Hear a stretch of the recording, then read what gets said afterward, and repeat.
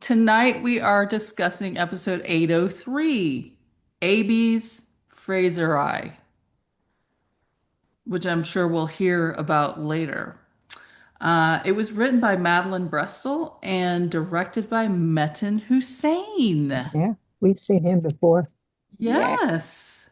one of I'm my Courtney favorites. Williams, producer of Outlander Behind the Scenes. Tonight I'm drinking. I've had 3 sips of my beer, so I'm a little tipsy. And then I have a backup mineral water and a backup water. Just in case. Oh gosh. We still have room available on the tour, the BTS New York City Tartan Day Parade tour, if you would like to join. I'll stick the link below. So, my overall impression, man, the first time I watched this thing, I felt like I was on some kind of wild ride. And I remember last week I said 802, it didn't suck me in, but it had some really nice attributes and I liked it. This one, man, it sucked me in. I was in there and I laughed out loud and I cried and I was pleasantly surprised and was like, oh, it was just a great ride. I found the whole thing to be a great ride and I really enjoyed it. Hello, I was in it. I am part of this wonderful sisterhood, the BTS lassies. By profession, I'm a prosecutor. I work in the Child Abuse and Sex Crimes Bureau, and I'm a frustrated actress, and I'm drinking coconut water. I'm trying to be good. I can't drink because I gotta be at work early tomorrow. That's really hydrating. Good for you. Yeah, and I actually found a coconut water that almost tastes like real coconut water. It still doesn't, but it almost. That's the best I've tasted. So, okay. God damn episode. God damn. It was so good. Oh, when I saw that Metin Hussein was directing, I said, oh, shiggity. We are in for a great episode. Because remember, I discovered Outlander in season 2, and Metin directed some of the best episodes in Yes. season 2. And so when I saw that he was the director, I said, okay, this is gonna be good. And it surely did not disappoint. Best episode by far of the season, even better than the premiere. Best episode by far. Cheers to Metin. Hello, everyone. This is Carmen Schmidt, greeting you from the Pacific Northwest. And I'm happy to be here tonight to discuss episode 803. I write the Outlander Anatomy blog, and I just put up a new lesson yesterday. So I hope you go read it Well, or what's it watch it. about Where I'm sorry. Where is it coming on X? on her blog? I put it on X and it's on my blog. Okay. It's about the microscope, scoping out a scope. Okay, Mm. good. I will So, put it in the post for this oh, thank you. episode. Yeah, Thank no. you. Mm. Are you kidding? It's about the microscope and what they discussed during that little interlude between Fanny and Claire. I'm having some bubbly tonight instead of my usual chai. I just felt like it, like Courtney. I needed a little bit of alcohol tonight. Uh, I thought this was a really good, solid episode. I still don't like it as well as 802, but I did like it very much, and I thought that there were some outstanding performances by a few people that we'll get to a little bit later. So I'd give it a very high rating. Okay, well let's hop into it. Antoinette, what was your favorite scene and why? Oh, oh goodness. I didn't have one scene that I didn't like.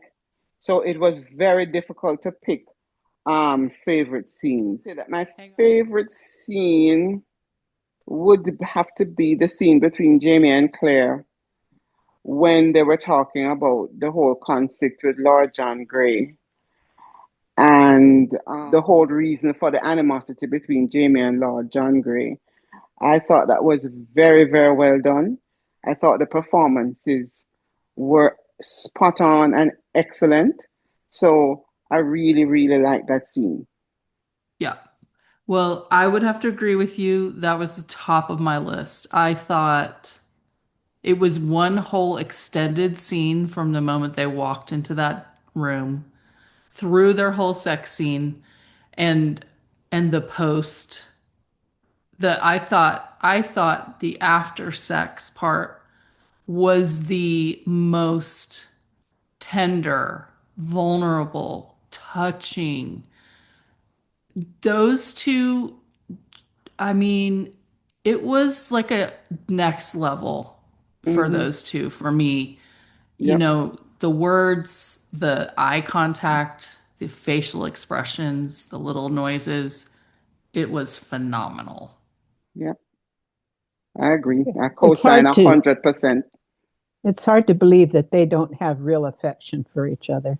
They do, it's Yeah, just I not think they really, romantic. yeah, I agree. But I mean, I think it's genuine affection that they feel toward each other, and it comes across that Mm-hmm.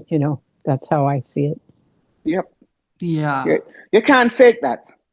You can't fake that. And it can't be manufactured and it can't be replicated on demand. It's either there or it isn't. With these two, it's definitely there.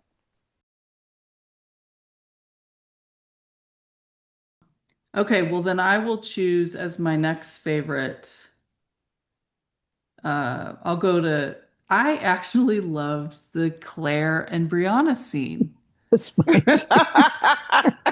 where I thought they were so believable as mother and daughter. And when she's Yeah, like, wait, do I have to call him Da? And she has that look on her face, like, um, I just thought that whole scene was fantastic. So I fun. I agree. laughed out loud at that. Yeah. It was the look on Bree's face when she said, "Well, it's not like you had sex with him," and then she's like, "Mama," you know. And that was, I Yeah. just thought it was cleverly written, beautifully acted, and very believable, like you said, like a mother and daughter Mm-hmm. would be with each other. And I had to think to myself, I wonder if she's thinking about his her proposal to him back at River Run. You Mm-hmm. remember how she, when she was pregnant, she proposed that they would get engaged, and he said, you may be dealing with fire," and that had to. I think that probably had to cross her mind a little bit there. Oh, interesting. Yeah. Um, was that in the book, Carmen? What That the scene? Not that in that way? No, Okay. No. no. The pie crust Wow. was Some really was great writing in this episode. I'm yeah. telling you, wow. Wow. Wow. So my next one, because you guys chose both of mine, my next one and third one that I had on my list was the opening scene at the trading post. I thought Fanny handled herself really, really well with that awful man that was, Mm-hmm. basically trying to traffic her in today's language. Um, and she just really dealt him a good one to his ego. And then her explaining it to Bree afterwards, they were officers. You can always tell because they think they can do whatever they want to with you. I just thought, wow, that she's seen enough in life that she's got a pretty good handle on, especially male behavior. Yep. She's only seen uh, bad female behavior, I think, except for her sister's love. But uh, she's seen a lot of male behavior. And wow, didn't Flory Mae Wilkinson just nail everything in this episode? Yeah, the Yep. way she stood there and looked at him, even though she's a young girl, she had stature. It was like she drew herself up and she was just like, you know, And she Yep. plays that tender, young, innocent girl mhm. and I've Got Balls Yeah, like so well, I yeah. think. I Hmm. agree. Yeah. I think I loved every single scene. Damn it, that's not good. That's great. Okay, so I liked the scene between Jamie and Cunningham. When Jamie went to see him when they discovered the guns, what I love about that scene is that you can see the awareness in Jamie of who Cunningham really is. He's clocking Cunningham, and you can see Jamie is seeing through the affable exterior, and he's getting an inkling that this man is up to no good. That was such an interesting play of emotions and, a subtle tug of war between two very strong characters. And remember when we were discussing 801, I said that this Cunningham is too affable. I don't like him because he doesn't have the characteristics of the awful Cunningham we know from the books. Yeah, Well, this Cunningham is a sly fox, and yeah. I love it. Mhm. The interplay between the two of them is going to be fantastic. If it is written as well as it was written in this episode, man, it's going to be great. I will go ahead. So many, like we've all mentioned all of my favorites, but I'll go ahead and say Jamie and Claire's argument. I really liked, you know, even though Outlander doesn't shy away from some things, it's shied away from showing the full range of Jamie and him being jealous and him being, you know, kind of stubborn. I A mean, pig-headed Scot, yeah. yeah, it hasn't really gone there. And then if it even, whispers like it's going to go there, Claire shuts him down. And we got to see book Jamie and Claire play out a scene that is directly from the book. Mm-hmm. And I loved it. I loved how he tossed that letter down. I liked how he said, no, you won't. And she said, do you want to reframe that? And he said, nope. And, just the whole thing. And then when he's looking at her and she's looking back at him, but it's not like, it's just like, okay, what this is my husband, and now here he goes to this. And then, the next scene with Fanny, bleeds over into that, which I love too. But I really enjoyed seeing the full range of Jamie. They've done the humor already, and we got some of that in this episode, but then we got the stubborn, jealous, not, but it wasn't over dramatic where they sometimes show it. I just thought it was great. And Great, I yeah. liked Claire. I liked Claire's reactions. They seemed like Claire, mature Claire. Exactly, Yeah. exactly. That scene was great. Okay. Well, let's move on. Antoinette, did you have some things that worked for you about this episode? Oh, damn. Off. Everything worked for me. Metin's direction, or however you say it, was just spot on. He's one of these directors that understand the role of a director is not to imprint himself on the story he's telling. It is to get the fuck out the way and let the story unfold. Set it up, get out the way, and let the story unfold. So the direction for me was just wonderful. The writing, this writer, I don't know if she's ever written before, but two things were obvious about this writer. She read the books, and and so she understands the characters. So she didn't give them dialogue and put them in situations that were out of character. True. She got them. She got their characters, and she crafted the scenes in such a way as to exemplify their characters. So the writing, oh, the transitions were I didn't find, so, because they switched to different between Savannah and the Ridge and the trading post. Normally, sometimes it feels a little bit janky, a little bit. This one, smooth as butter. I loved it because I was so caught up in the story that it didn't changing scenes, changing locations did not in any way take me out of the story. So That that could is be a the editing. yeah. Well, But that don't is you a think feat in it's itself. because it felt like the scenes were complete before they Hey, transitioned? hello, sir, ma'am. That's the next thing that worked for me. Okay. Well, I I mean can't. that's like probably why they work. The transitions worked. Well, whatever. But we got the scenes got a chance to breathe. It wasn't just a little short exposition of something and then on to the next and on to the next and on to the next. The scenes got to breathe. They felt whole, completed. So we were ready to go on to something else because we got a chance to explore the scene properly and get to what the characters were saying, how they were feeling, the whole nine. So all those things worked for me. Do you think, as we've been doing this, more experience in doing it, I think that's down to the director.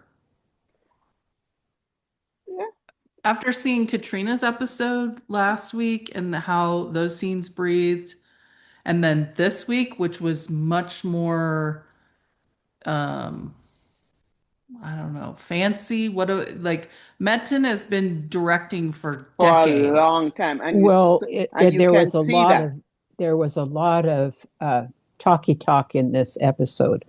There wasn't much action. It was discussions and interactions between different people, in different situations. And I have to say that there were a couple of times when I felt a scene was broken up, but it seemed to come back seamlessly when it did reappear. It seemed like it was the right place to do it. Hmm. Now, I didn't mean by my comment about the Editing. editor uh, to be the sole genius here. I'm just Hmm. saying that I think editing can really make a difference in the final product. Yes, I agree. The director has to pull the performances out. He or she has to understand the dialogue, the setting, the emotions involved, the costuming, the whole works. I mean, it all lies on the shoulder of the director to get it to work together, I think, and to get the actors pull out the best acting from them. So I don't mean to diminish the director at all. I'm just saying that I think that editors can also add a great deal to the final product. That's all. Yeah, I I agree. and I agree too. I think that's usually the same editor. I'm not sure about that. I would have Hmm. No, to I haven't been look. watching, so I really don't know whether Yeah. they're Yeah, changing editors or I not. don't watch the screen credits. Well, I So think they have, probably more than one editor, but they use the same team. okay. But that's interesting. And I'll just say this is a BTS thing, but I thought it was really interesting in my interview with, I almost said Amy McCollum, uh, Joanne Thompson, that she talked about how in a long-term show like this, you got the same crew, you got the same cast, blah, blah, blah. And the directors come in and they're like visitors, but yet Mm, they're directing everything. So hmm. it can be awkward, especially if they don't Yeah. know the material. Hmm. Because, somebody, I'm sure that that's part of what made Katrina want to direct is that I'm sure she's had directors where she disagrees and she just thinks, and they bring that up. But with Katrina, obviously, she knows the material, she knows all the actors, and then Metin has also been around. So he's a Hmm. known entity. But I just thought that was really interesting to think that, sometimes they just come in for two episodes and that's it. And so the directors weirdly running things and they probably know the least of anybody who's there. That's got to be Hmm. weird. Yeah, a Anyway, good point. It's a great point. I never thought of that. yeah. Maybe that's why some of these scenes with some of these episodes with these outlier directors felt so out of whack. Like that, I will never forgive that episode in season 5 that featured the horse stable sex scene. That was I a don't remember director who who directed that. We'll have it to. was she had one episode and we never saw her again. It was Think no, awful. it That was was Well, true. awful. Did yeah, that not was. know, obviously didn't know the material, didn't know these characters. Ugh, anywho, Well, I remember thinking the rest of the episode was pretty good, but that was terrible. I hated that episode. Sorry. Bree as a big sister or whatever she was supposed to be to Tiffany. Fanny really worked. Francis. Francis, yeah. Um, the guy who approached her, he was odious Yeah, he Sleazy. was. with his smile, Yeah. with his Yeah, you want to come oh, on my travels with me? And his just big, the way he would tuck his chin and smile. Yeah. I just thought, oh my God, he he's a reminded me of who's the nasty brown one? The nasty brown. Well, the both of them were Lionel. nasty. Oh, Lionel. Yeah. Yeah. Lionel. He gave me that same ick feeling. Yeah, yeah, I got that too. I remember thinking that flashing through my mind the first time I watched it that he reminded me of the brown Lionel. Ugh, Give me the ick. slimy. Mm. Um, I am liking show Fanny better than book Fanny. I love Book Fanny. Don't you I dare like say both of anything them. bad about Book Fanny. I love her. Okay. Well, you can love her. I like show Fanny better. Okay. I like show Amaranthus better than book Amaranthus. We're all saying raising our hands. And I Yeah. like Yes. show Amaranthus and William William. better. Yes. This Yes. romance Yeah. makes so much more sense to me on the show. You Yep. know what? Because these two have chemistry, real chemistry, not manufactured chemistry. The sparks are genuinely flying between these two. Yeah. I'm loving Show Amaranthus. That actress is great. I mean, the casting, for the most part, the casting of the show has been nothing but epic. And Yes. I cannot believe, because in the books, I hated the whole Amaranthus storyline. Yeah. Me too. I would skip those pages. Ugh, M- Amaranthus. Blech. But Me too. I'm loving She's Show very intriguing. Amaranthus. Yes, and I love Charles. You know, guys know this. I'm a huge Charles as William fan.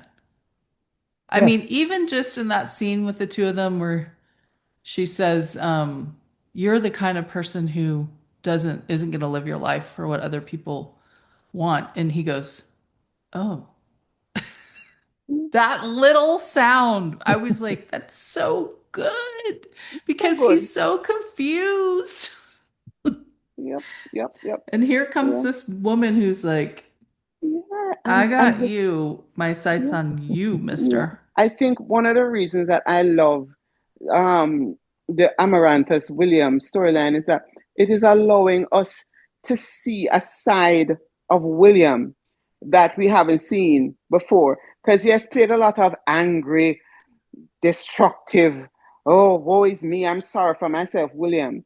But we're seeing some vulnerability, you know, Yeah. that is making me more sympathetic towards him. And I love that, because I've always, in the show, in the books, I always wanted something that I could love about William because he's Jamie's son, right? And you do get to it in the books eventually, but I love how the show, through this budding relationship with Amaranthus, is peeling back some of William's angry layers and letting us probably get a look at the little boy that Jamie left in season 3, and I love that.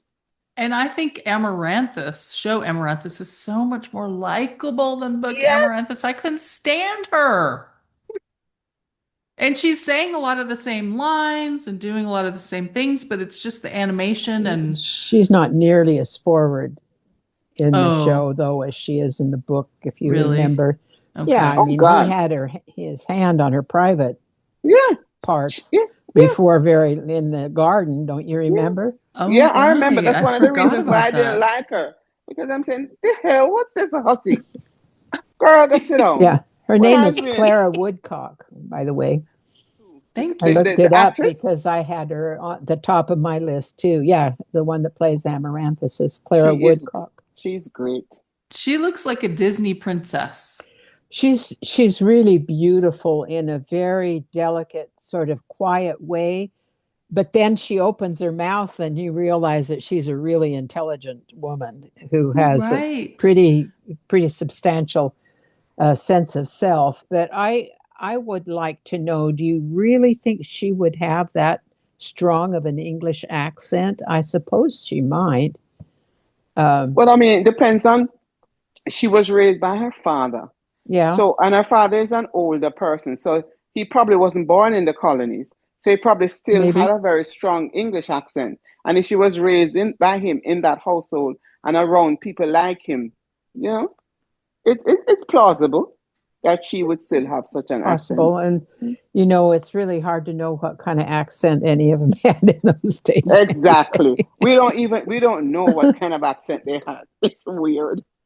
The last thing I'll say on what worked for me, and it's kind of a notice, but did you guys see when she said, "Well, your family probably isn't doesn't like this much, but my father is not nobility," and you Hmm. see William kind of perk Yeah, up a little bit, Hmm. and I thought he was thinking, "Well, Yeah. neither is my real No, father." exactly. yeah, that's right. So Poor that's a William. connection that I didn't make in the book at all.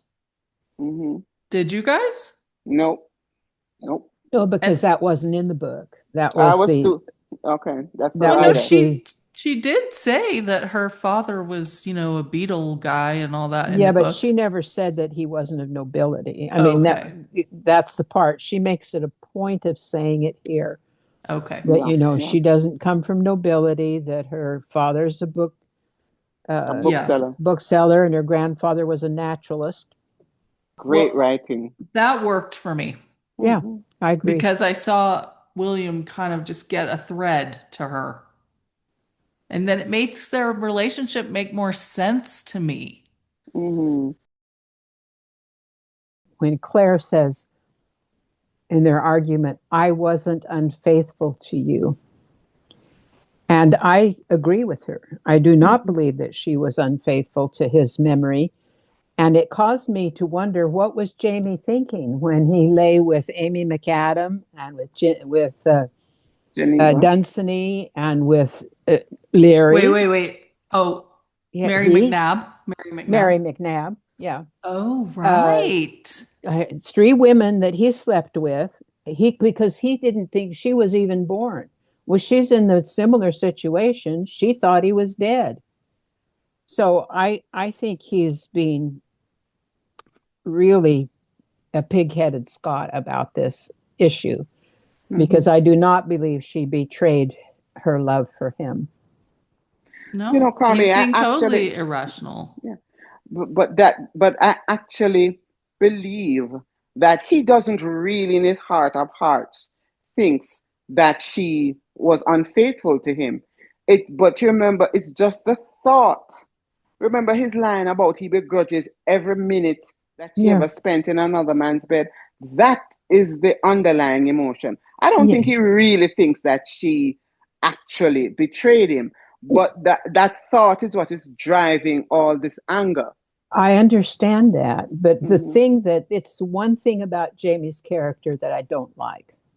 I'll be very open about it. I don't like this jealous side of him that has become so irrational and stubborn, and where he says and does things that I think if he thought about it, he wouldn't have done them. Um, but I'll, I will say that a lot of modern men have that obsession about other men's peepees, and where they've been and what they've done with them. and it bugs them terribly.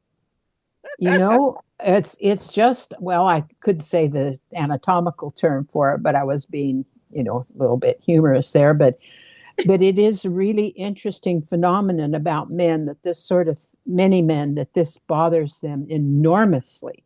And I don't understand why.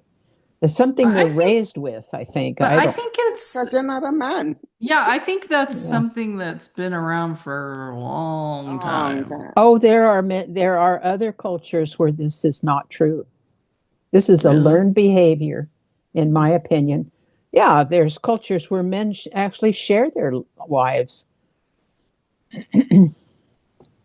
So, But to your point, Courtney, to your point, Carmi, about the side of Jamie, the jealous side, and some of the things that it causes him to do, which if he thought about it, he wouldn't do. I absolutely think he would think about it and still do it. could be, I could do be. too, because I think, and what I like about it, let me be clear, is not necessarily the behavior, it's that he's book Jamie. He's Hmm. being it is consistent with book Jamie, and I'm saying that's part of his character that I'm not uh, Crazy about. crazy Yeah. about. Yeah. Hmm. And I do think that what he does is he may still feel the way he does, but what he does when he stops and thinks is that he often takes a different approach to expressing it. Yeah. I think with this kind of thing, it only gets settled sort of physically, um, the way they settled it. What, through It's sex? like, yeah, like Yeah. it, it's, it's like he has to almost like claim his territory again. And because, because it's something in his mind. Hmm. Yeah, it's in his mind. Yeah. Yeah. I agree. Yeah. Hmm. It's a flaw. It's a character flaw. It's a It character is. flaw. Yeah. Yeah. Yeah. To me, it makes Jamie more real. Yeah. This isn't about any kind of relationship, but I really liked Claire's garden. They made it, Yeah. it looked realistic because it was made with tree branches as uprights, and then it had just rough hewn uh, uh, slabs of wood for the sides of the beds.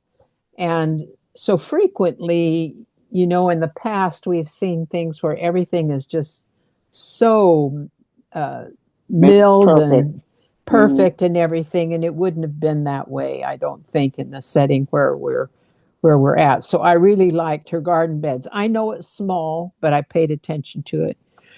Um, I also liked Fanny when she says to Claire, "I know what swiving is." So Claire, I think Claire is going to have to accept that her granddaughter is far more knowledgeable about life than you would expect a girl her Hmm. age to be in those days. And Hmm. then she said, "It's a shame. I'll have to go now." And that was her assumption. That's from Bees. That was in the book where she Hmm. says that. But um, that was so touching because she has such on the one hand she has a great deal of self-presence, but on the other hand she knows society doesn't value her, and she Hmm. still goes there because that's what she grew up with, I think. Of Yeah. course. Yeah. Yeah. I like the call to the Frenchman gold that Roger said because they brought it with them. Remember, they hammered it out, and In the she, books, but yeah, they in the haven't. book. But So they didn't bring it with them in the show. They had to because they yeah, they referenced did. it. They did In the because show, that's what he Yeah. no. that's But that's if what you he go, said. no, if you go back to, is that a 802 or 801? Um, Jamie says to, they were talking about the gold, and Jamie says to Brianna, "I'll have to go and move it." No, but that's not. They took gold with them back in time Okay. when they I went think on I think it's Ocracoke. the gold that was in the box that they left for them, right? Well, they took No, some with them because they hammered it out, and she sewed it into her clothes, as I remember. Oh, right. And they had they had some with them at Lollybrock. I thought that's how they managed to buy Lollybrock because they didn't have any money, right? Um, so they brought back gold with them, and they didn't because if I don't remember Roger's exact comment, but he said we will pay for it with the Frenchman's gold. After all, it was something like they tried to take it To from kill us us, or for it. Yeah. yes, that's what it was, and so I think it was what they brought. Hmm. Sure, Oh, okay. Jamie has plenty, so Mm, but that's hidden away right now. So I think Roger okay. is saying we have the gold with The us. We gold. can use it. Okay. Yeah. And we Okay. know they were making the sauerkraut. Yes. Um, and then my last one that I'll say in this section is that I thought it was interesting that General Roland would be in her drawer with Ben's other things. Now that implied to me two possible things. One is that Ben already knew he was going to take off his uniform Yep. when he gave her the that toy because Mm-hmm. he made a promise and he was following through on it, so he left it behind. The other thing that it makes me wonder is does she know why? And she's hiding that at this point. Mm-hmm.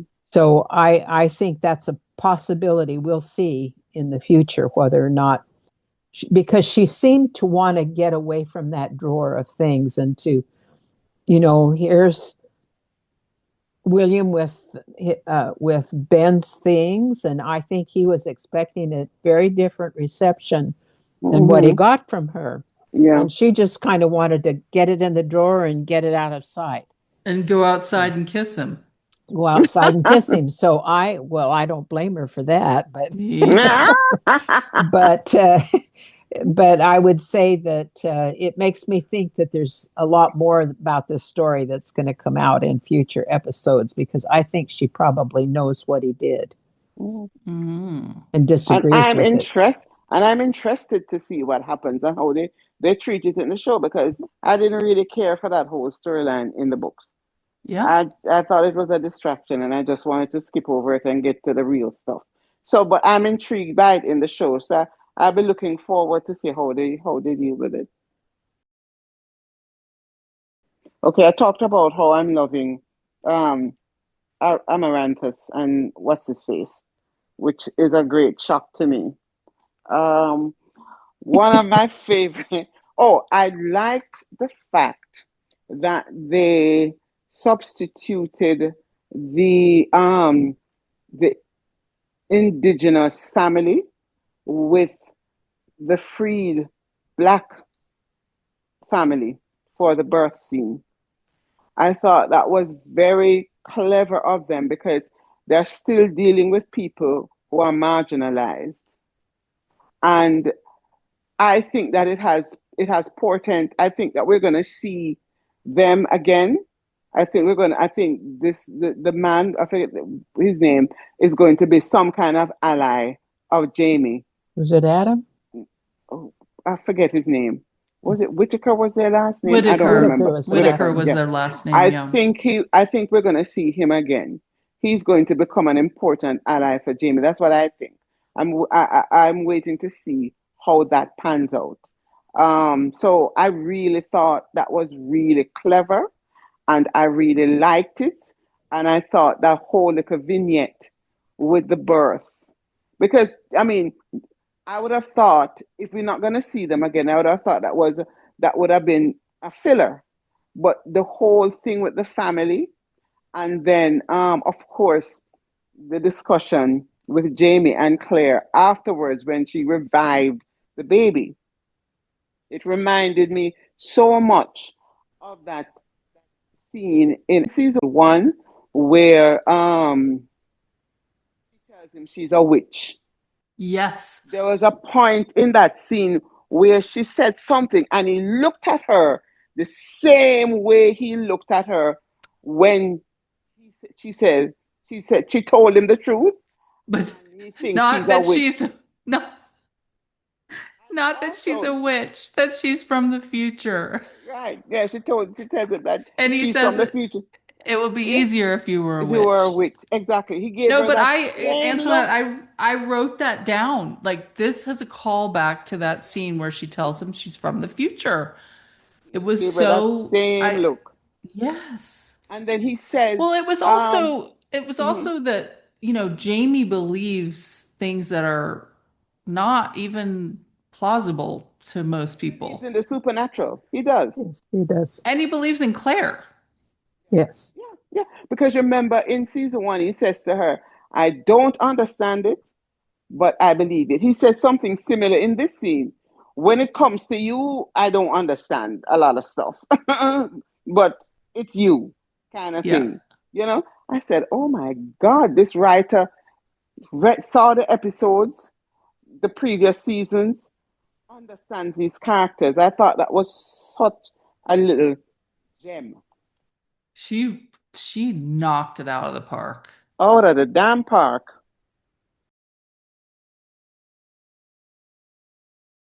I loved the Percy Wainwright swap when Charles goes to sit down and then someone else sits down and it turns out to be Percy.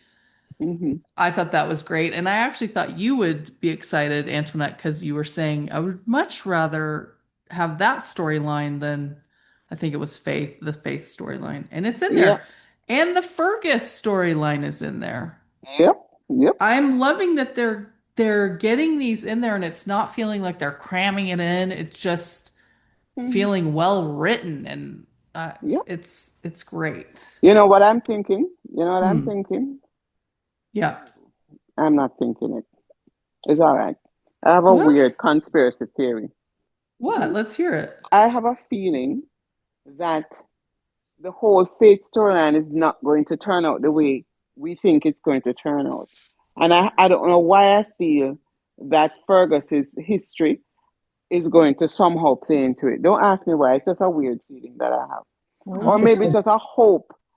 just a hope that I have that they really don't take it all the way with the Fate storyline and make it that she really was Francis and Jane's Jane's mother, ignoring the fact that William would have had sex with his niece. Yeah. Maybe it's just my And hope, and I and I'm think not. it seems like in Bees he's going to end up with Fanny. Looks like it. So it would be he swived his niece and then he married his sister and had babies with her, right? I mean, that'd be Her weird. sister. Her sister. Did I say Yeah. his? Yes. Okay, stop drinking. Put away that beer. Okay, let's move on. Least favorite scene, Antoinette. Ooh, I really don't have one.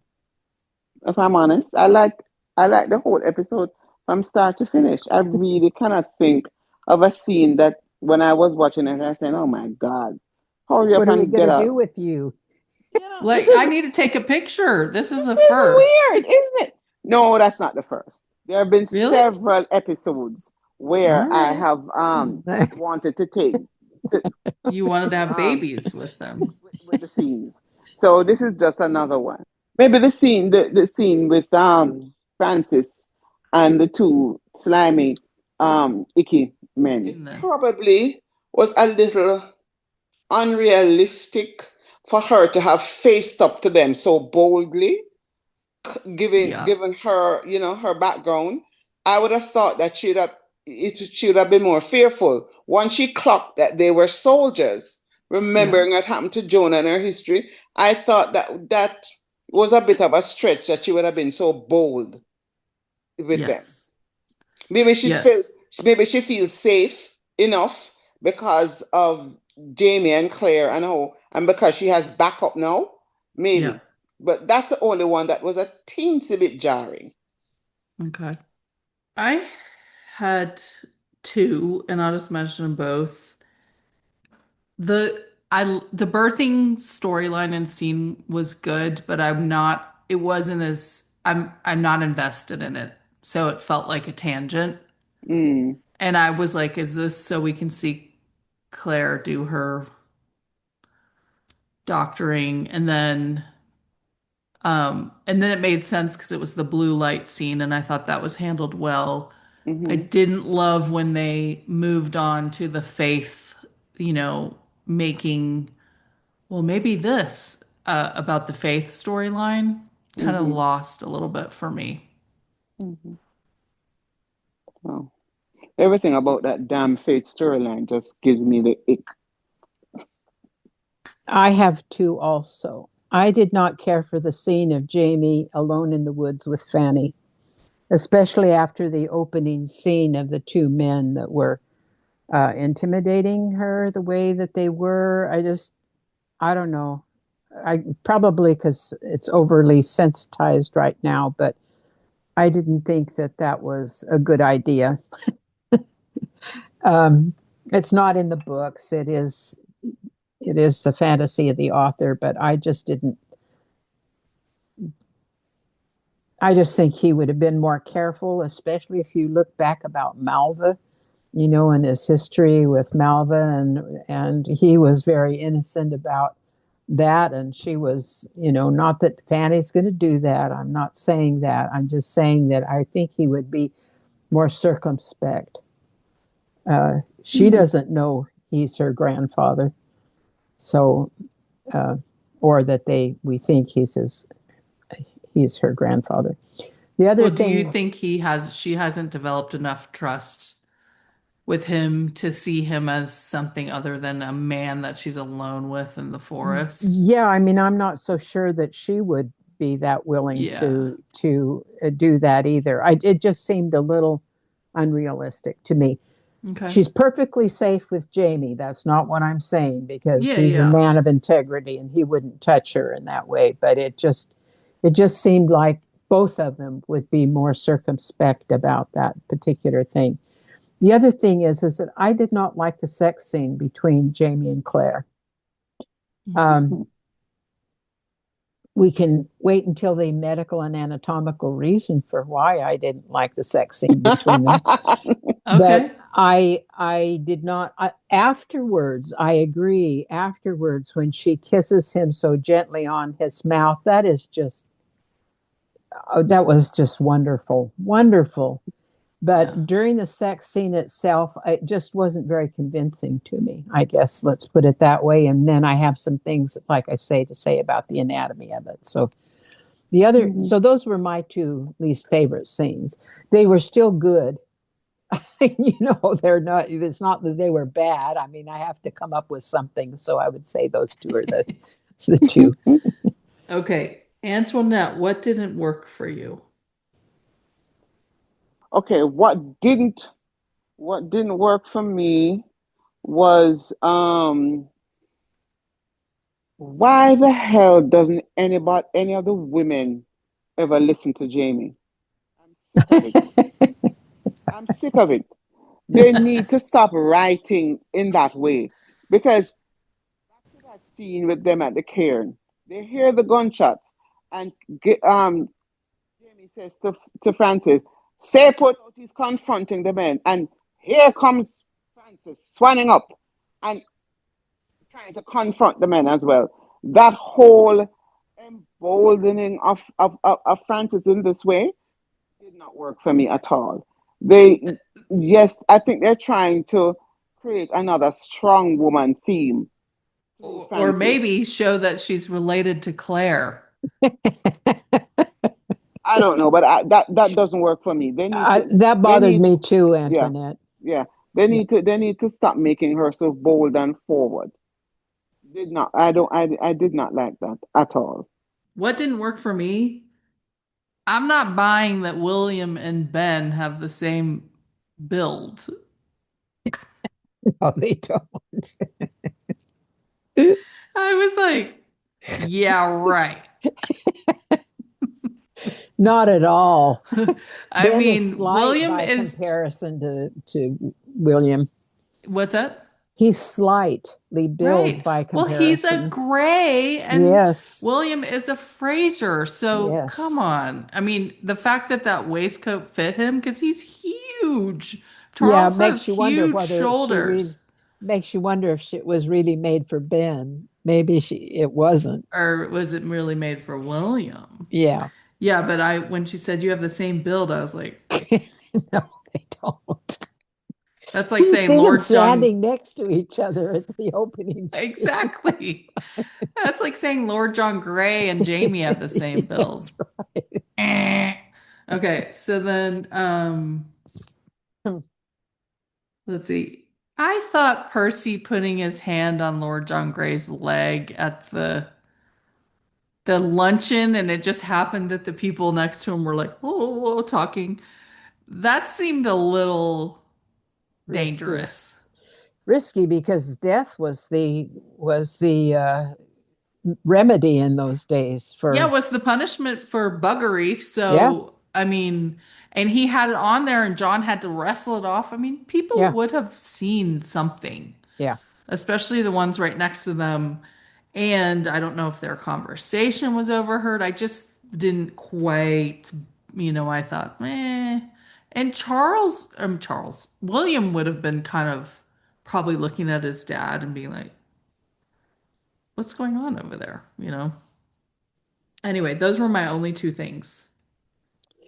Okay, I had 3 or 4. When Claire said she only saw the blue light once before, she saw it when she delivered Malva's baby, just briefly. Oh, right. Um, and I don't remember whether it was in the episode or not, but it was certainly in the book. So there was another time. I don't think she Uh, mentioned it in the episode at all. I did not think that for the era, Amaranthus walking in when William was half dressed and then staying there instead of leaving, I did not think that that was realistic for the time period. I think she would have left. It's possible she could have walked in accidentally on him, but I think that she would have. I believe that in those days they would have knocked before they went into anybody's room, but I could be wrong, and hopefully we still are doing that. Was it his Um, room? well, wherever he was half dressed. Where I was know, but I felt like maybe it was some hallway? common use room or something, and that's Maybe why she went in. But could be. would you have left, Carmen? Stop it. Uh, in that era, I think I probably would Okay. actually. Yeah, I think I probably still would because I think it's disrespectful to walk in on a person who's partially dressed and they're surprised by it and you stay there and stand and look at them. I don't think that's While they're no. putting their shirt on, yeah. Yeah, I wouldn't do that. I don't Yeah, think I would well, do that. Unless maybe it's it's my this trend. husband, though, that's different. Yeah. Maybe it's this trend of making all these women very forward and bold out of the time, out of the time frame that they're Yes. Yes, that this is another that was example of creeping that. in. Yeah. Yeah. Yeah. Which I don't Um, like. the last Oh, Presentism. the yeah. last thing on my list was the ending. I told you, Fraser, it's coming. The pieces are falling into place, just as I wrote. Each day brings you closer to Kings Mountain, closer to your history. I didn't think all that needed to be said. I think it's not, it's as if we can't surmise that from all of the portends and the things that Mm, are going on. Is all he'd have to do is say, I told you, Fraser, it's coming. And I mm, think that would have been much better than all of this other stuff. yeah. Sometimes with American productions, we just think every little dot, every I has to be dotted and every T crossed, and we don't leave anything for people to be able to. To We don't have, discern. yeah, it's Yeah. like we don't have trust in our audience that they can Well, understand, what implications are. Yeah. that has always been a pet peeve of mine with the show, that sometimes they dumb it down too Yeah. much and underestimate the intelligence of their audience. So I Yes. agree with you on that. But just to piggyback on something that you said about the Frank voiceover, I've forgotten one of the things that didn't work for me. I think the voiceover is the idea is good because because this whole Kings Mountain thing is their whole thing that they're building up towards the finale. Sure. So that's fine. But I think, and I saw a thing where Sam was talking about it, and I tend to agree with Sam that the voice should have been Jamie's voice because we're in Jamie's mind. This is thoughts that are going through Jamie's head. And the voice is actually Frank's voice, He didn't even know but it what it sounds sounded like. like Black Jack. The voice should be Frank, but it sounds like Black Jack. And in the show, they do have the same inflection, but their speaking voices are not the same. How the hell would Jamie know what he would sound like in any event? So the voice he's hearing is Black Jack Randall, not Frank. So it should have been Jamie's voice doing those voiceovers because we're peeking inside what is going on in Jamie's mind. So that didn't work for me. It has not worked for me from the beginning. Let's go on to things we noticed. Antoinette? I thought the costuming was excellent as usual. I don't know who I liked the clothes that the family of freed slaves was wearing because I've seen similar types of clothing of people from that era, black people from that era who were free, and though their costuming was really really good.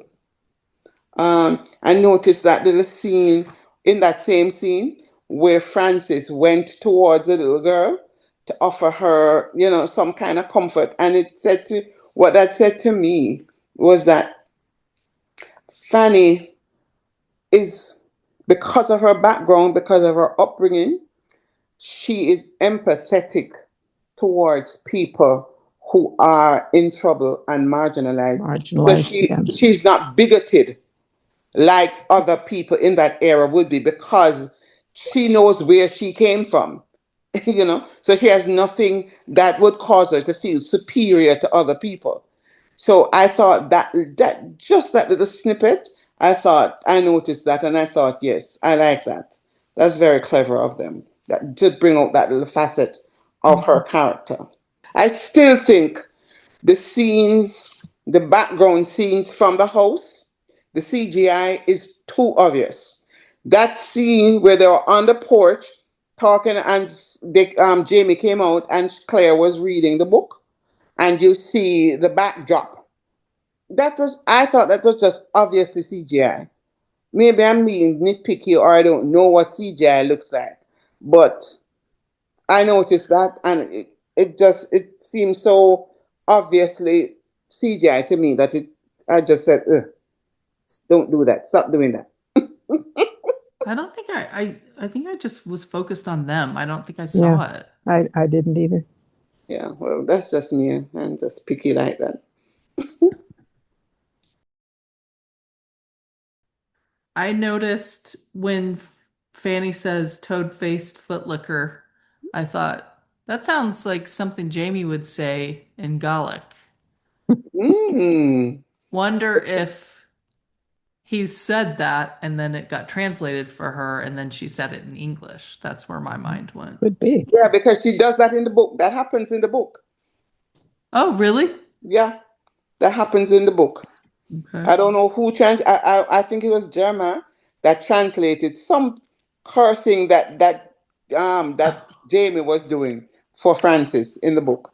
So there's a good example of where they don't spell it all out for us, and we could just say, oh, okay, Yeah. then she heard Jamie, because that sounds like a Gallic insult, doesn't it? Yeah. Um, I noticed the blue walls since Catherine's not here, and Lord John Gray's office. That's Hmm. in Savannah, right? Yeah. Yes. Okay, yeah, it's confusing with the Philadelphia and the gold curtains and trimmings. Is it likely that Jamie would just be standing there assisting in the birth in that day and age? The books. He was there assisting with Brianna's birth. But that's his Yeah. family. I mean, His I family. I thought it was Mhm. weird that he was, she No, but listens and then hands it to him and he's just kind of standing there. I think he was outside during the birth in the uh, books. in the books. Yeah, he was outside their But cabin, but it's, she went to their home. exactly. But didn't it was his home? But didn't he come in the book? Didn't he come inside the cabin at one point? And somebody passed the baby to him. Yeah, Oh, that yeah, I happened. think so. That Yeah. happened in the Okay. books. Okay. And it's Jamie's home. He's not gonna walk out and just leave Claire to it. No, That's true. She didn't have an assistant, so exactly. I wrote Fanny follows directions as well as Claire. That was, Exactly. Um, yeah. did you guys see? I mean, this costume designer is really working for me. Mm-hmm. Did you guys see, first of all, Jamie's leather jerkin? I brought it up Mm-hmm. last time, but man, it's gorgeous. Gorgeous. Gorgeous on him. And then the blue coat with the blue leather Very manly. I trim think with it's new. the what embossed, I guess it would be. Oh my gosh. I mean, I feel like I'm back in, the Season early two. seasons. You Yeah, see the going, two.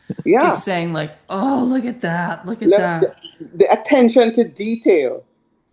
It just gives a Gorgeous. richness and depth Yes. to the scenes. It's weird how the costuming can have such an impact.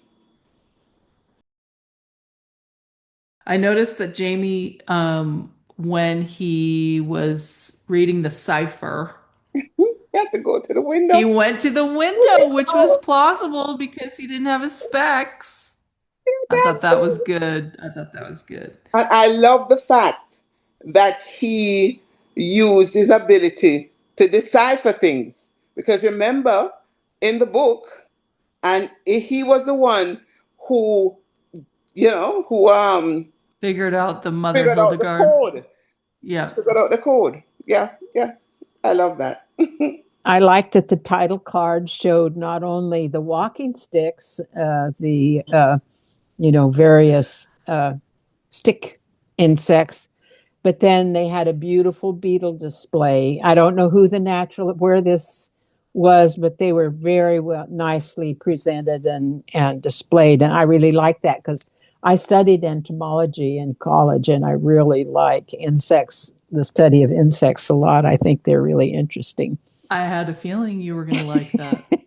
um, I had to wonder if the comb that Fanny was fingering and looking at was walrus ivory because it had scrimshaw across the top of it, which a lot of sailors did in those days. And it made me wonder if maybe it might be walrus ivory. It was a really pretty comb. Mm-hmm. Um, I noticed that when Amaranthus was helping William put on the vest, she rested her hands on his back just a tad bit. Yeah. Too long. And not just rested them, she Yeah, she was stroked his stroked. back. Yeah. Yeah, she's And coming he on he pretty. moved away. Yes, he did. He was trying, I think, because he respects Ben and he doesn't want, to do anything to disrespect the memory of his cousin, whom he Right. clearly has a great deal of affection and concern for. And So who he those were thinks my might things. still be alive. What And who who he thinks Yes, yeah, might still be exactly. he alive. thinks he's still alive. That's right. Yeah, right. Two other quick things I'll mention and then we can move on. I thought it was kind of ballsy of Charles Cunningham to open the door for Jamie to leave on Jamie's land. What? Yeah, I don't know what his business is in that trading post, but he clearly thinks he's something. Yeah, like think Yeah, about it. And yeah. he And then he opens locks the the door door. And Then did he you locks hear it that? after him. Right. And did you hear that threat? That threat that he gave to Jamie. If about you how if, they people if are you want to, more right. So if you want to preserve your land and keep what's yours, you better get on the king's side, sort of thing. Right. And I Yep. wanted to say this little, you haven't met Mr. Fraser yet. yes, exactly. Yeah, exactly. I noticed, did you guys see the food at the officers' luncheon? Mm-mm. I didn't notice Wow. it. Was It it was, nasty? Did they have no, it looked so good. okay. Probably I was hungry while I was watching, but it was this huge spread, like huge. I noticed that Jamie's horse, when he rode up the hill, the last scene, Hmm. and Frank or Blackjack, whoever's doing the voiceover, I noticed at the very last minute his horse broke into a trot.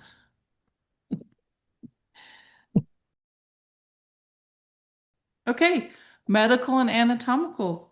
Take it Okay. away. Well, one of the things I notice is that in the scene after Jamie and Claire have made love, he's resting in the bed, leaning back, and he has his left arm behind his head as they're talking. And you can see his scar on his left rib cage of where Blackjack branded him. And I really like that continuity when they remember it and they follow through with it. I think that's a great thing. They're pretty good at it in this show. They missed it a couple of times, but for the most part, it's been pretty consistent.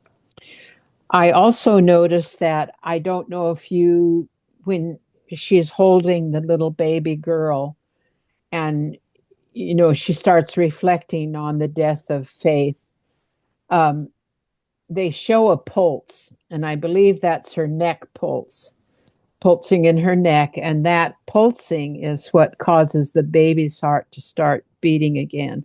So her pulsing is being transferred through her fingertips into the child.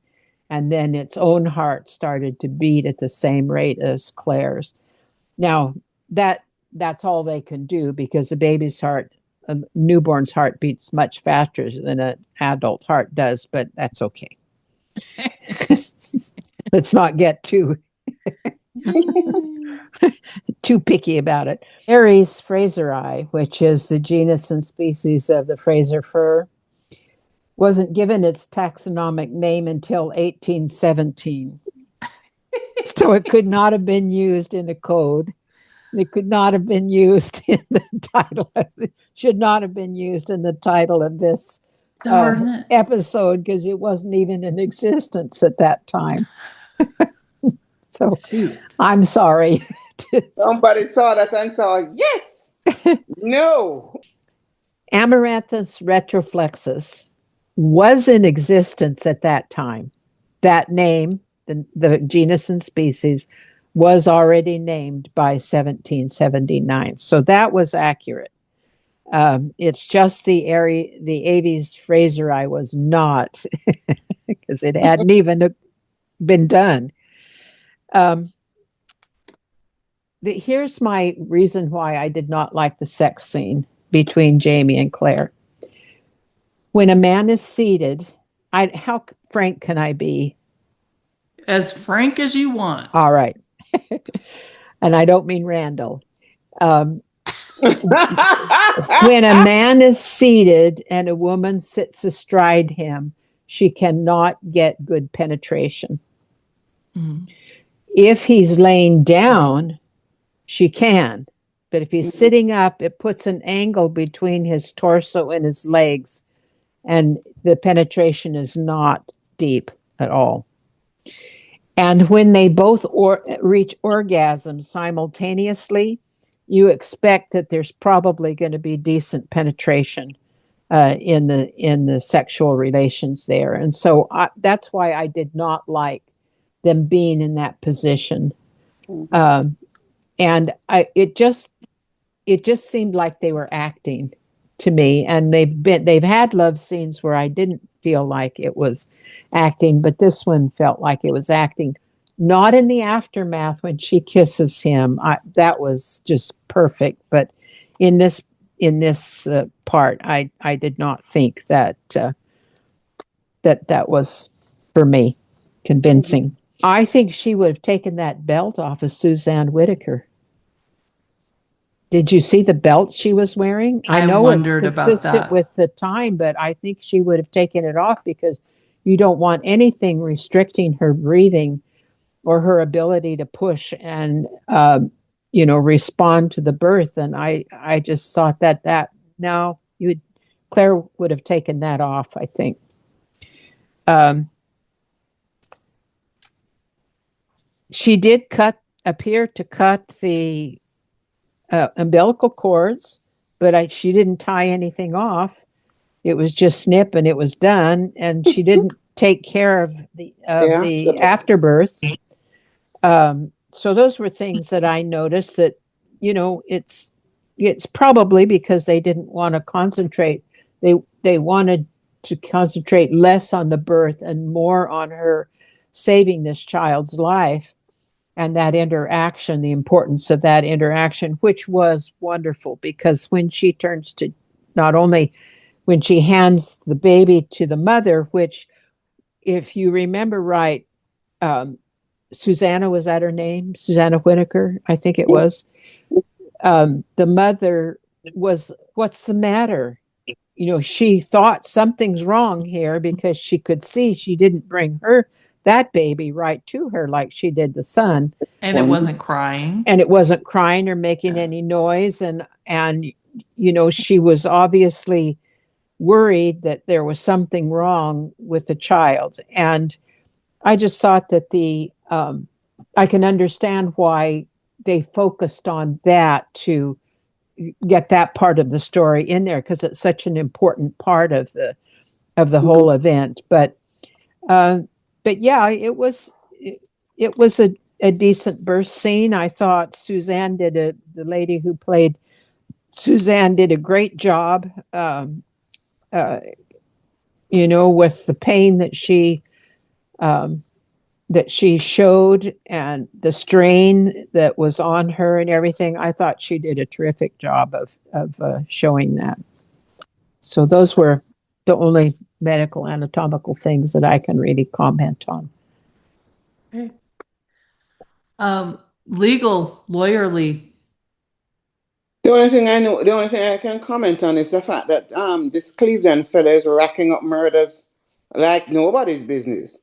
This is Jeez. 4 people he has murdered already. That we know of. Yeah, exactly. And So what is what's the legal implication of that? well, if martial law wasn't in place, he'd be tried, found guilty because he confesses. He confesses to Jamie about the first two, and he confesses to him about the second two. Yeah. So his mouth would have led him to the gallows. Antoinette, what is the legal implications of what Cunningham is doing on Jamie's land? Well, he's not doing anything yet. He's just plotting. The fact of the matter is that he is on Jamie's land, and but he came there when Jamie was away, and so he never entered into the landlord and tenant agreement with Jamie. Jamie just Well, inherited him. I couldn't thought So Jamie Roger just did it. kick him off? that's what I'm thinking. No, That you're thinking of Tom Christie, Carmen. Remember, Bree and Roger were gone. hmm Oh, there's that's right. nobody. It was just Crombie. That's right. It was just Crombie. So Jamie So, has come, and this man is there, and unfortunately, he has built a cottage. You but know, so that's why he can't kick him off? no, he can because if you build something on my land, it's mine. Yeah. But it's Jamie's principles. Because remember, in their first encounter, Jamie said that he is not going to just kick a man off or treat him badly because they have different views. So Yeah, there's he not did say really that. Jamie can kick him off. Jamie would be perfectly within his right to bulldoze, not bulldoze, but destroy that cabin and say, get off, get away, because it's my land. And you build something on my land unless I sign an agreement with you that transfers ownership of that to you. It's mine. So Jamie Yeah. could kick him off if he wanted to. I, Because they're trading on the fact that they know that Jamie is an honorable man. So well, and I think he thinks, like what he said, that he would there's, have more support than Jamie. which is crazy. Well, I don't know. Look at the Malva thing. What if people, Well, Malva was a special case because it was involved because she was so believable. Yeah. Well, the in the book, the Fisher people never really feel all that comfortable around the Frasers. Yeah, yeah. They never did. And remember, in the aftermath, Jamie flung a lot of them off. And it was only because you know what happened with the women.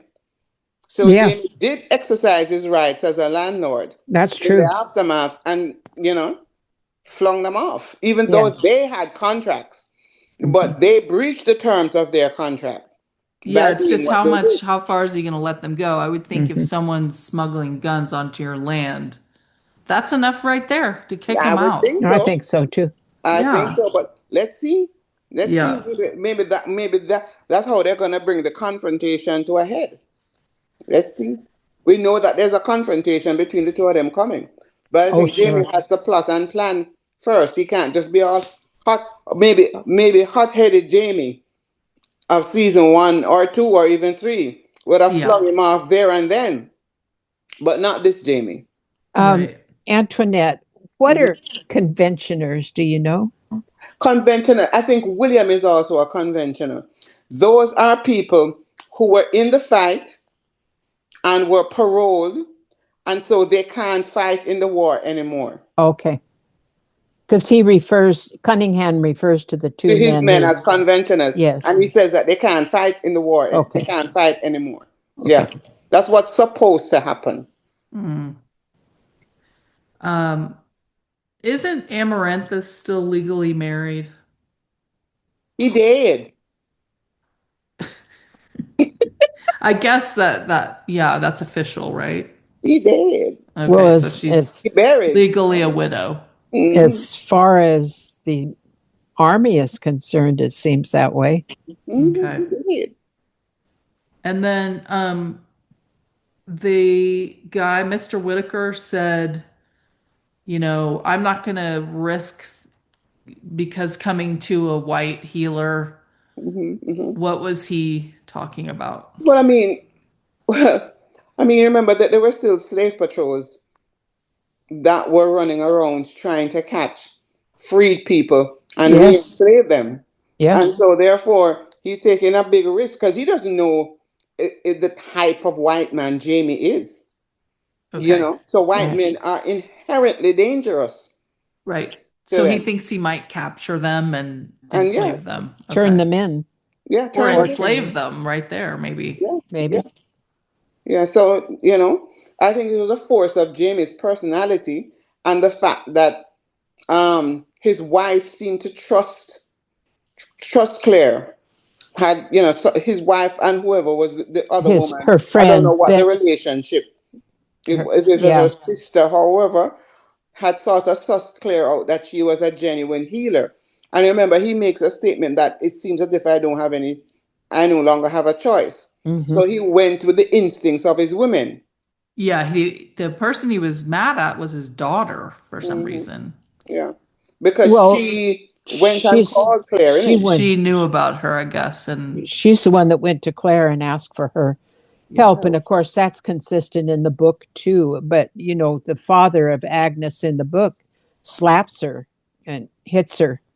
But remember, the father of oh, Agnes in the book comes back to give Jamie some vital information. Yes, he does. Yeah, okay. I forgot Yeah. that this was yeah. Agnes's family. What's the mom name in the book? Susanna, Susanna, yeah. Okay, but the so last name is not Whitaker. It is cloud, okay, cloud something. okay. Cloud Tree or something like that. Yeah. Because the father's Native Because he's American, but the mother is indigenous. not, Right. right? Right. Mhm. Okay, that's right. I remember. And then did you hear whatever his name was, Colonel Leslie, or what Mhm. was he? General. General Leslie say, "Would you speak with my adjutant?" I was like, "Would you speak with my something that's annoying?" Do you know that word, Yeah. Antoinette? Adjutant. Yeah. It's an A, doesn't it?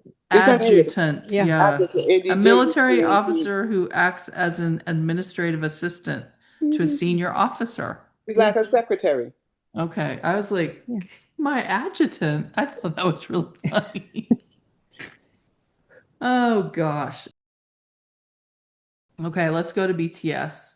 So, writer Madeline Brestol, she wrote Hello Goodbye. She co-wrote that episode 713 and 7B, season 7B.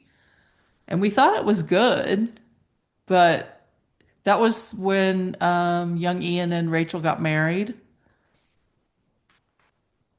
And I kind of looked back quickly and my overall impression, I thought it was a sweet episode. So I like her better as a solo than a pair. Metin Hussein directed two episodes in season one, and the first one was Antoinette's favorite, which is The Watch. The Mhm. second one was my least favorite of that whole season, The Search. Ugh.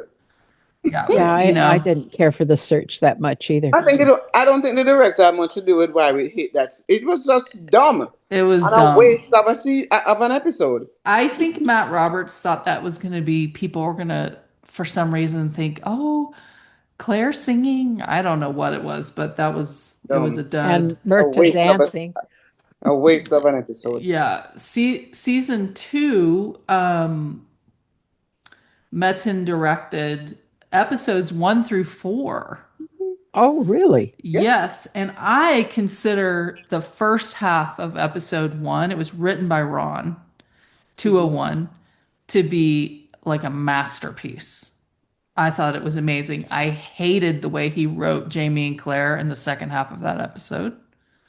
That Mhm. was the beginning of, They began to fight.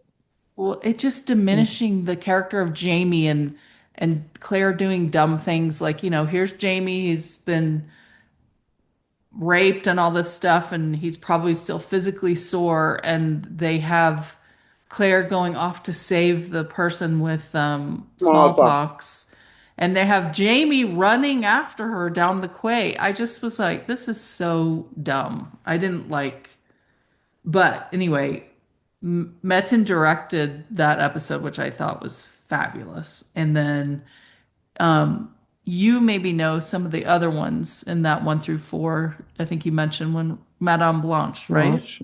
Did he do Madame You're Blanche? not in Scotland anymore. You're not in Scotland anymore. And useful occupations or something like that. Yes, Yeah. that's right. So he Yeah. did all of those. I And love then he Mexican. did Faith, Yeah, he did Faith as well.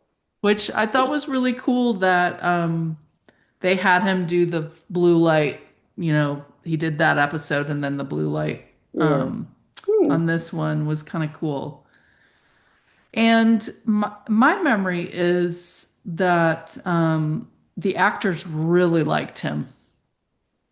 I did an interview with Stephen Cree around that time, and I just remember they really, really liked him, and I think we see that, that he really pulls good stuff out of them in this episode. Yeah, because Um, he's not one of those dictator directors who feel like they have to imprint themselves on the on whatever they're directing. yeah. So had some BTS in the comments. Uh, we were laughing last time because Carmen said that the voiceover was Blackjack Randall, and then at one point it turned into Frank, and I said, "Oh, I didn't notice that," and she said, "Well, it's the same person." Um, Someone in the comments, and I didn't write down who, darn it, said that they used closed captioning, and it said it was always Frank, Yeah, I know it did. but I don't know if we can Yeah. trust that. Well, It did say that, but yeah, but it doesn't sound like Frank. no. No, it doesn't. That's all It blackjack. sounds like a hybrid to me. No. All the infections and the nastiness of the tone.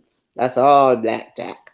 Well, that makes more sense because he didn't ever, like you said, know what Frank sounded like. Mhm. But He did That's know why what it didn't work blackjack for me. sounded like. That, exactly. that So why it then, didn't work for me. Because right. it's supposed to be Frank talking to him in But his head. but maybe it's supposed to be blackjack. No, it's supposed to be Frank because he the book, what Frank wrote in his book is what is haunting him. He has long laid the ghost of Blackjack.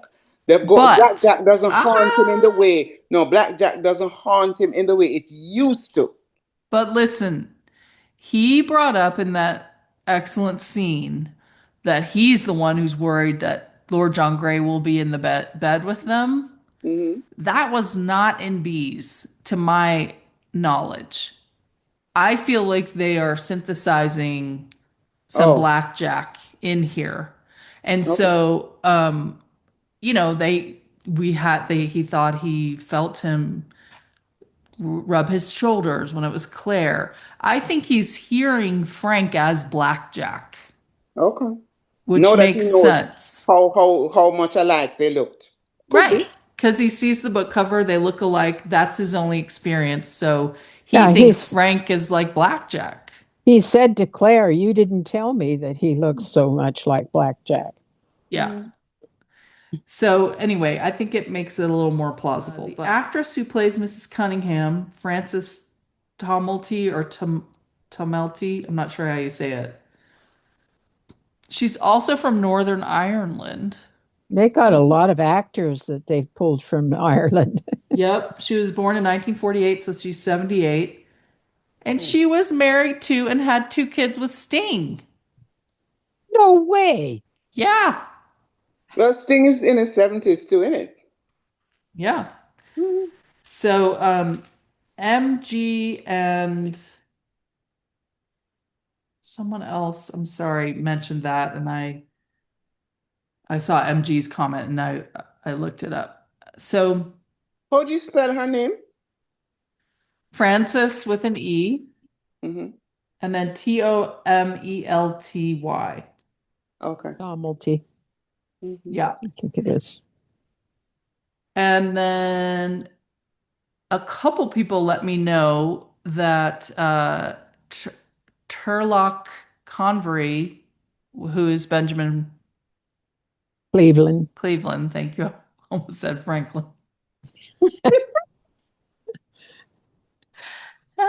And Izzy Michael Small were on Call the Midwife last night. Oh,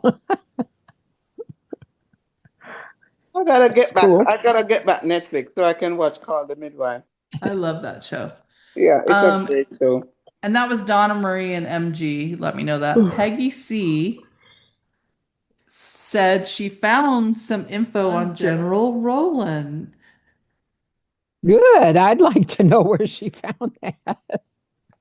Regarding General Roland, Benjamin's tin soldier, according to Wikipedia, he was a Frankish military leader under Charlemagne, who became an epic hero and died in 778. He was a Yeah. military governor and responsible for defending France's modern Germany and France's border against the Britons, Celts inhabiting Brittany, essentially France versus the Brits. Yeah, And Sam's middle name is Roland. yes, it is.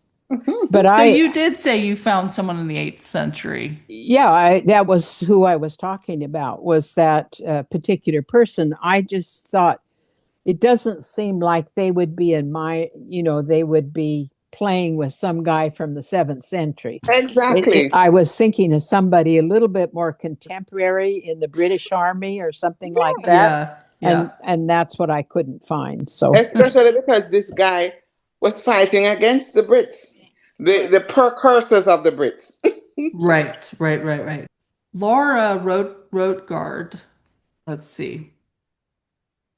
She wrote to me. She said, "I loved your discussion, but I disagree with your what you said about bears."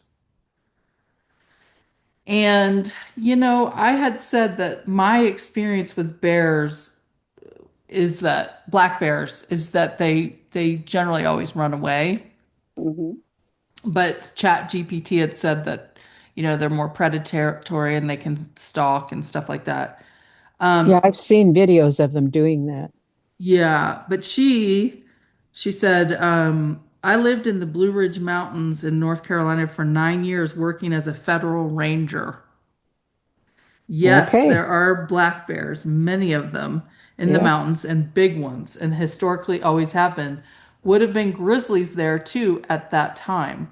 I also lived in Colorado and, like you, hiked everywhere. Had black bear encounters in BWCA, Rocky Mountain National Park, Grand Tetons, Montana, and Colorado. Also had grizzly encounters in Montana and Alaska.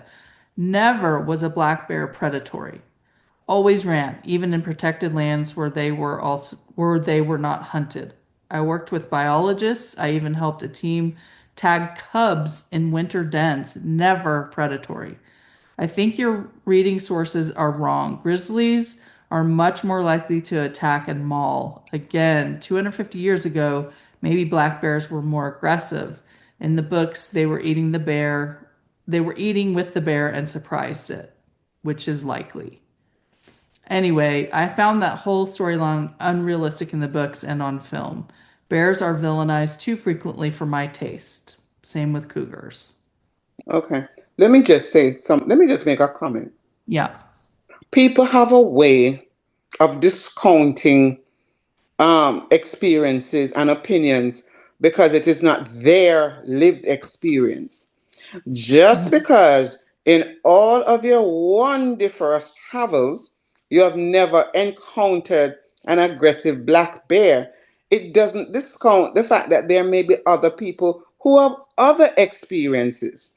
So it's people true, have a way of just assuming that their lived experience trumps everybody else's experience. but I did more looking up, and it's very rare for a black bear to attack. But not unheard of. Not unheard of, but very rare. That's been my experience living here and hiking and being around bears. Mhm. Black bears are just more, what I read said that they attack and more because they're trying to determine if you're prey, if it's a hungry male bear. Mhm. But that's very, very rare. And I looked at several other sources that corroborated that. So I just didn't want to leave black bears being villainized. Well, On I don't want them villainized either. Like we have Yeah, villainized sharks and things like that, because exactly. of a movie. Right. Um, but that doesn't, I think her point, and good for her that she made this, but what they behave like today and what they behaved like in the 1700s may not be the same. And Exactly. especially out in the mountains where they were and not, in hiking trails or something like that. I mean, I don't know what Right. We don't know what and we can't yeah. know, but I did talk about that the bears were more numerous. The wilderness was bigger. There were fewer people. Mhm. So, who knows? And in the Nowadays, book, though, they're pretty, they see humans, they've learned, get out. I will say that they were in a narrow ravine, and the bear was, I don't know if it's a he or she, but they were further up the ravine, kind of trapped. It sounded like, because Hmm. Bree has to climb the walls to get out. You remember, Yeah. she's scrambling up the vines to try to um, Mhm. get away from the bear. And so I think the circumstances might have made it feel like it needed to defend itself Mhm. in that circumstance. In this version of it, because that would be so hard to replicate that thing, they had it just, galloping across the meadow and getting her, which seemed less likely, but I Well, mean, and I you think think, about translating that scene to TV, that was very hard to do. So this was probably the best that they. Could Uh, do. well, and Joanne Thompson told me that it was originally supposed to be a cougar. So a oh, cougar would gallop across yes. and attack someone, um, probably more likely than a black bear. She also said, P.S. There are large wild blueberries in North Carolina too, now and historically.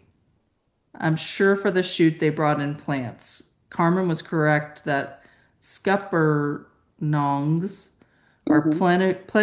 plentiful in wild North Carolina and delicious.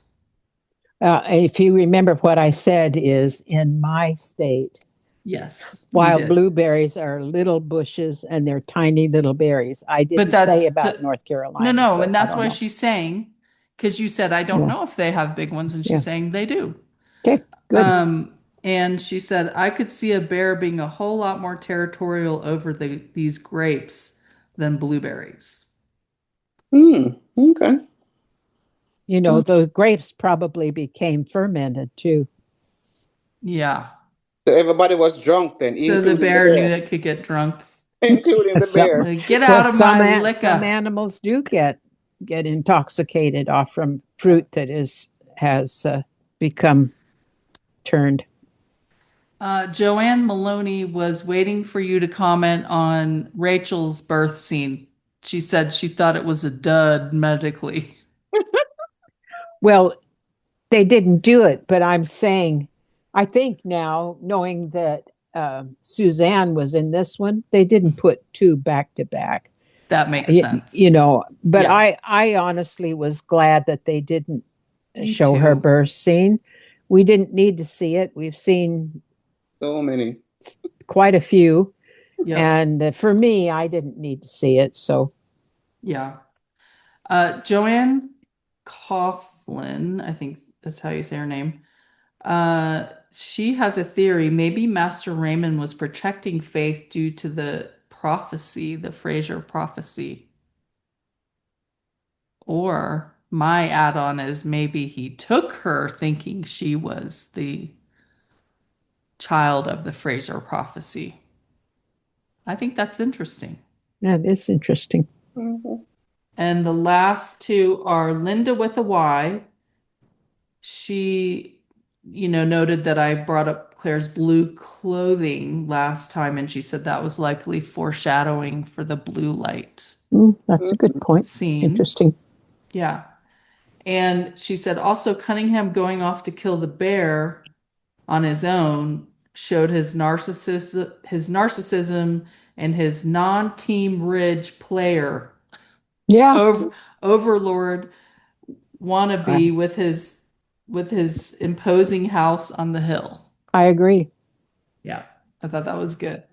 So I hate to go back to the Fraser fur again, but it was actually named by a Scottish botanist whose name was John Fraser, who was in the area in that latter part of the 1700s. And he described the azalea and the rhododendron and plants, that we take for granted now, and took back specimens to England.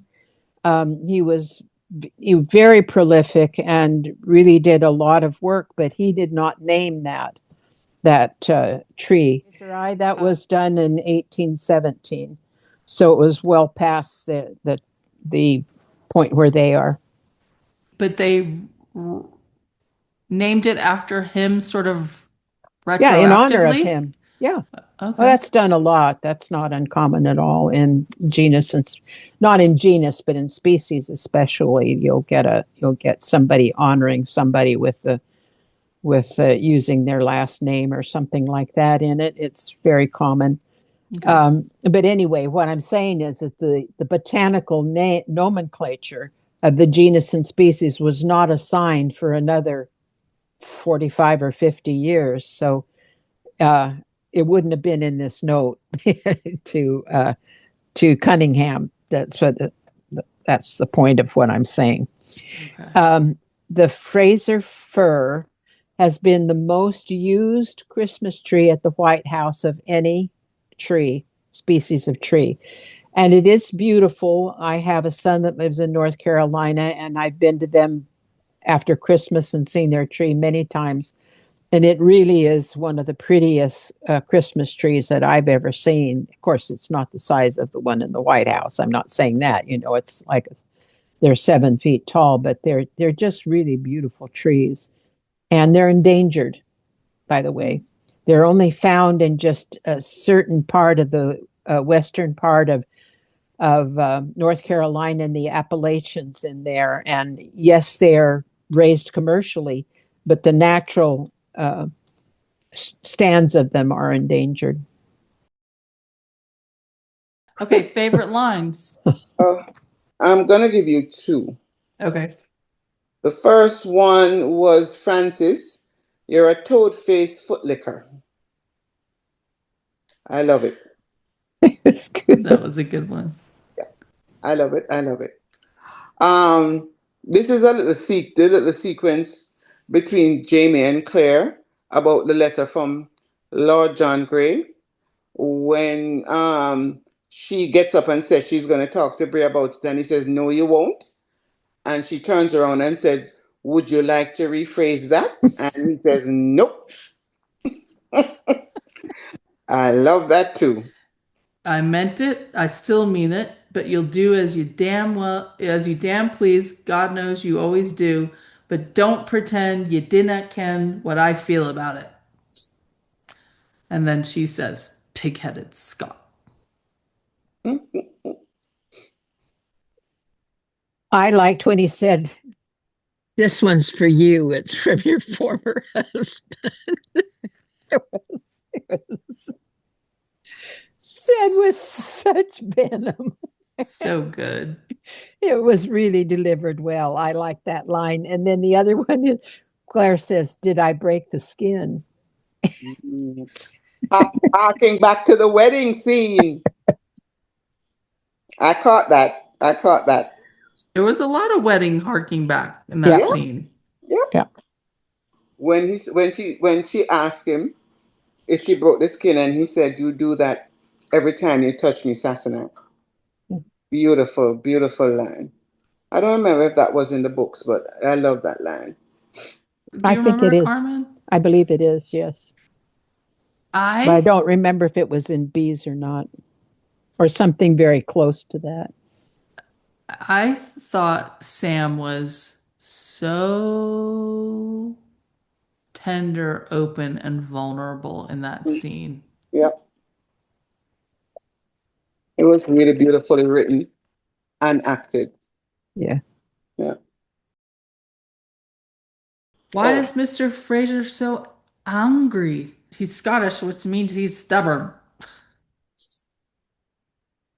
How fortuitous, then, that an opportunity should arise in which we both get what we want. Lord John Grey. I liked when Claire said, "In that moment, it was the only weapon I had because I wanted to torture him." And by giving Black Jack Randall the date of his death. And then it causes her to wonder whether or not Frank wrote this book to torture her. And Yeah. I think he did it to torture both of them in case they were both alive and got a hold of it. I think it was not just chance that he happened to write that book. But what about Bree? What an asshole. To bring it back. I liked when Jamie, and I loved the way Sam delivered that line. He said, "You are a brilliant healer, Claire."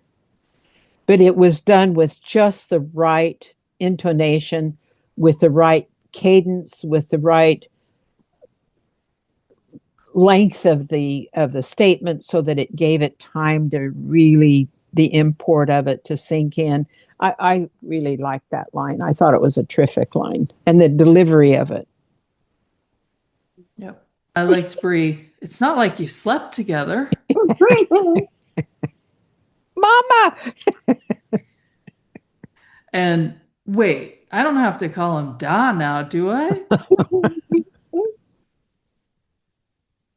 Okay, She's being a Carmen. little naughty there. Oh, it's so cute. I loved it.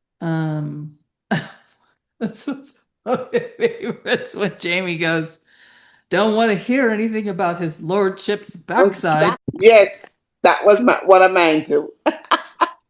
That made me laugh out loud. And Mhm. her face, she's like, perfect. Oh, this one pierced. You can't love someone if you won't forgive them. Yeah, Mm, close to home. yeah. Oh, and then he's like, first you're angry with me because I didn't forgive you, and now you're outraged at me because I did. Is that from And the when book? she says, That's so "Oh," Jamie. and when she says, "How dare you forgive me?" That I think that whole that's in the scene book. just Or had gems. Yeah, Yes. That whole scene just had some gems. And then we go to bed fighting about your third husband, and I wake to find you gazing at a book written by your first. And then she says, well, lucky for you, I'm only in love with my second. Yeah, that was nice. Mhm. I don't think that's in the book, is it? No, No, I don't think so. I think it's it's not. genius writing, and Yeah. Barbara Stepansky had some last week too. Oh, when he says it's the color of moonlight, Mograi. Yeah, I mean, it's that was so Jamie, so, yeah, instead of just saying it's white or the color of whatever, yeah. color But of that's moonlight. something he said to her before when they were on the ship in season 3. Yeah, but it was also after they left, um, ag after she delivered the two babies in the book. They're Oh yeah, walking in the woods, and she stops and asks him, "What is the color of my hair?" And the moon is shining on it. And he said, yeah. "Well, right here in this, it's the color of moonlight," And the or moon's something like shining that. on it in this scene. Yes. And my last one is okay. So Cunningham, Cunningham asks Jamie who killed his son's friends, and he Mm-hmm. said it wasn't him. 'Twas that bloodthirsty over mountain bugger. I just thought I loved his delivery there. Standouts, Antoinette. Jamie and Claire, I said do one. they're one. They're a package deal. You can't do one without the other because they were both phenomenal. Well, Yeah, they really were. in this episode. Okay, I'm gonna call out the writer. I just Madeline Bristol. Yep, yeah. Big up to the writer. Well, I had Sam and Cat too, but I also thought Charles did a really good job in this episode. He had quite a bit. They were short scenes, but I thought he carried his weight well, Yep. and he's beginning to change. He's not quite the spoiled, hothead that we have seen here and there. Um, I just think that being around Jamie, even for a short time with the death of Jane, probably had a profound effect upon him. I think so. And so I think he's reflecting that maturity that we're seeing him that I see him starting to portray, and I like it. Yeah. Yeah. Me He's too. on my list too, as were both Sam and Kat. But I feel like the way he's portraying it is kind of within this container of brooding William. But it used to be like all, but he's got like he's brooding William, but his mind is opening, and you're Mm, seeing like some behaviors. He's still like coming from a place of looking like he's brooding, but his mind is there's more space, there's more mm-hmm. Exploration. acceptance, exploration, all of it. I think he's doing a fabulous job too. Yeah. Antoinette? Another standout. Mm-hmm. Well, I think the actress that plays Frances is great. She has perfect instincts in terms of how to be in a scene and how to inhabit the scene with other players without being overshadowed, because even when she just has a little bit part, you can't ignore her. Yeah. I think they might be taking her character in a direction I don't like, but I think she's phenomenal. You think because of the boldness? Yeah. Okay. I think it's unrealistic. Yeah. And her name is Flory Mae Wilkinson. She's great. She reminds me of her talent is as precocious and engaging as what's the name of the Joni, young Joni, Oh, Oh, the redhead. the redhead, Layla Burns. the Yeah. beautiful, yeah. Gorgeous. She reminds me of Layla a lot in terms of their presence for such young actresses. Mhm. They do have a presence. You can't stop talent. It always shines through Yeah. and grabs your attention. So my next one is director Metin Hussein. Amazing, and we've said why. Okay. Music, Bear, and Clara Woodcock. I'll mention her too as Amaranthus. Quickly, big themes. Go, Antoinette, since your phone's dying. Big themes. I would maybe forgiveness, because one of the central themes was that conflict with Jamie and Claire, and the line where she says, "If you love somebody, how can you love somebody and not forgive them?" So, those things are intertwined. So maybe forgiveness. Okay. Yeah. I was the same. I forgot to do a big theme because I just was so wrapped up in it. But when I stepped back, I thought one theme I saw was trust your first instinct. And I saw that across not just this episode, but Fanny with the soldiers, Jamie with Charles Cunningham. It's like playing out. We're seeing where when you have a suspicion, Jamie with Benjamin Cleveland, when you have a suspicion of someone, and the family who trusted Claire and Jamie to take care of them. Mhm. I just felt like there were situations where people, if they trusted their first instinct, they were right on. Okay, good one. Good one. I Catherine. don't have anything to add. You didn't have a big theme? No. Well, I think the forgiveness one was the closest that I found, but uh, I do think that yours is a good point, Courtney, and I do think that came through in the episode. I think you had to dig a little bit deeper. The forgiveness was a pretty easy one, uh, but yeah, looking at following your instinct and how that can protect you and help you Yeah. is a good thing to remember in life. Yep. And William too. You know, he knows that Ben's alive, but he's confused. Yeah. Mm. He doesn't know how to reconcile it But because he's it's sticking with that instinct, and that's yes. good, and he's Yeah. following it. So, Mhm.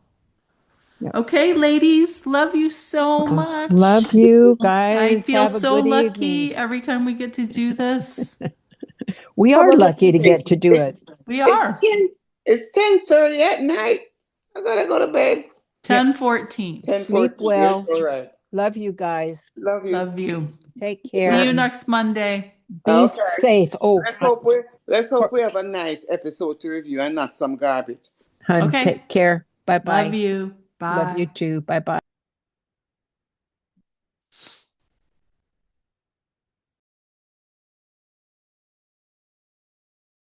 I'm reading Hamnet, which is going to come up backwards probably.